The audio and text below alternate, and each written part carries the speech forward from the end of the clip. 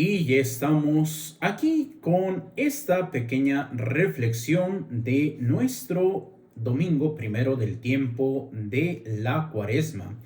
Y bueno, pues, ¿qué es lo que aprendemos en este domingo? Primeramente, que con el demonio no tenemos que entrar en un diálogo. ¿Por qué?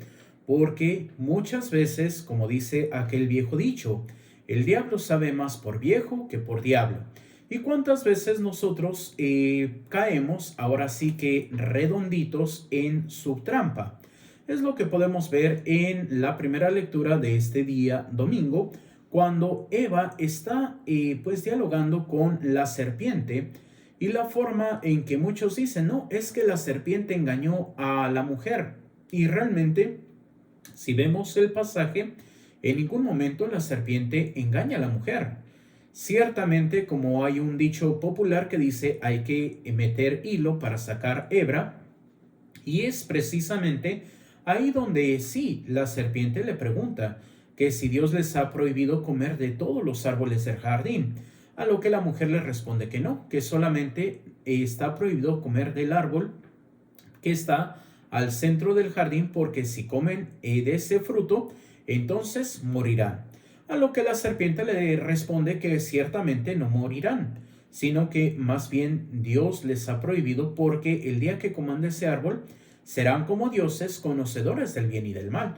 Y aquí podríamos decir, pues no hay ninguna mentira.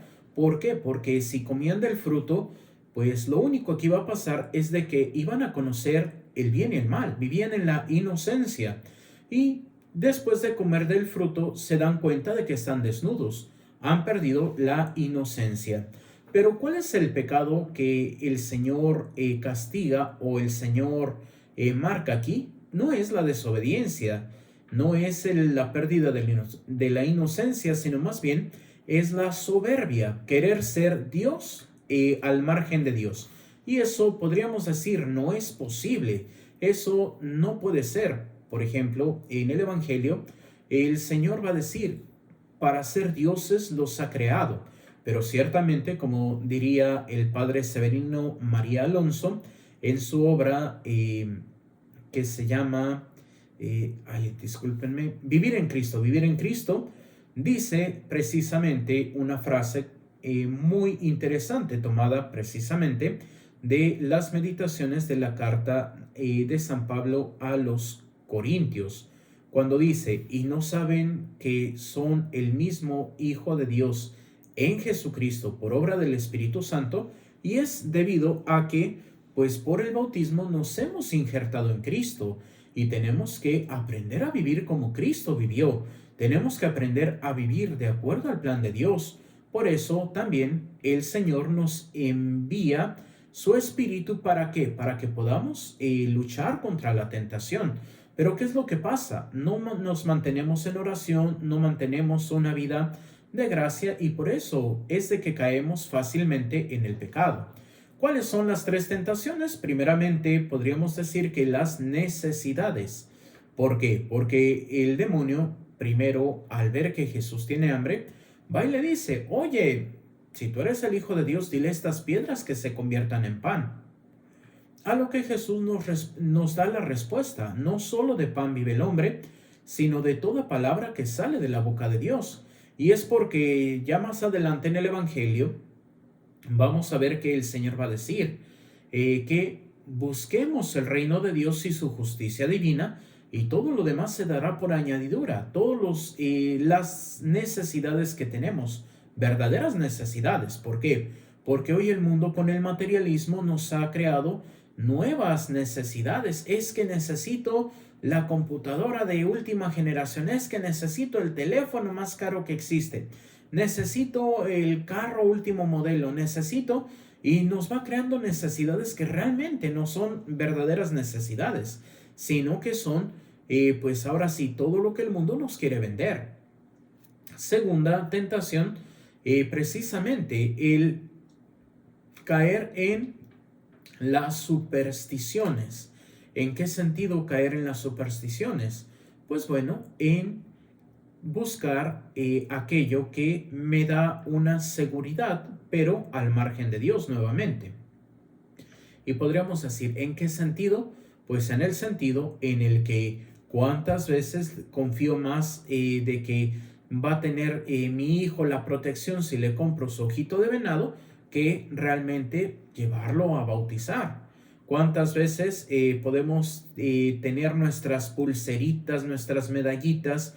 ¿Por qué? Porque eso me va a proteger contra el demonio, pero no lucho para nada en vivir el plan de Dios. Entonces, convertimos inclusive las imágenes de Dios o las imágenes religiosas en un ídolo. Y es aquí donde tenemos que descubrir, no es por la imagen misma, sino por aquello que me representa la imagen. Es como, por ejemplo, nuestros hermanos cristianos no católicos dicen, no, es que los católicos adoran imágenes. Pues no. Por ejemplo, no lo pueden ver, pero aquí en cabina, exactamente enfrente, pues tengo la imagen de la Virgen de Guadalupe. Y yo puedo decir, ay, ¿esa es la Virgen de Guadalupe? No, no es la Virgen de Guadalupe. Es una imagen que me representa a la Virgen de Guadalupe. Es como, por ejemplo, un video que veía de que, no, si decimos que tenemos imágenes, no, pues hay que romper todos los billetes. ¿Por qué?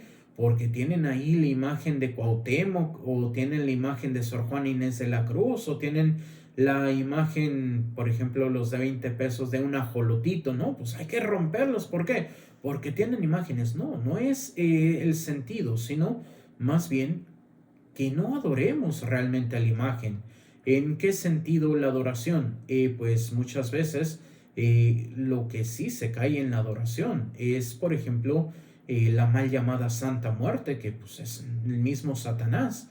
Y es ahí donde a él sí se le rinde y va a la última tentación, que es vender mi alma al diablo por tener los bienes materiales. Y por ahí podríamos escuchar de que personas literalmente le venden el alma al diablo por tener algún poder, tener alguna riqueza, tener algún favor. Y eso es lo peligroso. Y podemos ver que si hacemos un análisis de esta mal llamada Santa Muerte, pues te pide sacrificios. ¿Por qué? Porque si no te va a ir mal. Y entonces podemos descubrir, pues Dios no te va a hacer ningún mal si no obedeces su plan. ¿Por qué? Porque Dios ha dado la libertad y si nosotros libremente queremos seguirlo, pues nos va a bendecir, pero si libremente lo rechazamos, pues le va a doler, pero nos vamos a ir al infierno. ¿Por qué? Porque hemos caído en el juego del demonio, hemos caído en el juego del tentador. Y es aquí donde hoy necesitamos tomar nuestra vida en manos de Dios.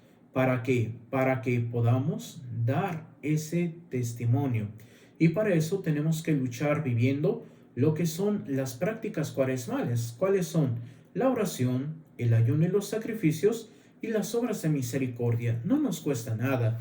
Tenemos que abrir el corazón a Dios para poder vivir en esta gracia, en esta paz. Y siempre dando ese testimonio de nuestro Señor Jesucristo.